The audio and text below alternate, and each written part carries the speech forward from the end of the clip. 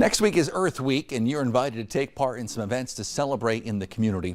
In Fargo, you can ride Map Bus for free Monday through next Saturday, as long as you recycle just one aluminum can.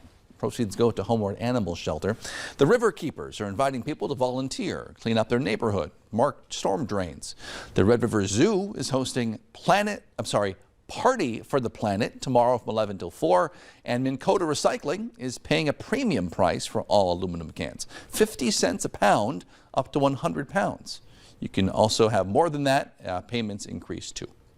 The Red River Market is coming to Moorhead. This time they're partnering with MSUM's student sustainability organizations to celebrate Earth Day. One vendor, Studio FSR, focuses on sustainable packaging. You can find the mother-son owned shop at the Red River Moorhead Market tomorrow from 10 till 2. Tomorrow is also the kickoff to Bison football season, or at least the end to their spring season, the annual Green and Gold Spring Showcase. Tailgating starts at 10 a.m. on the south side of the Fargo Dome. Spots are, of course, first come, first serve.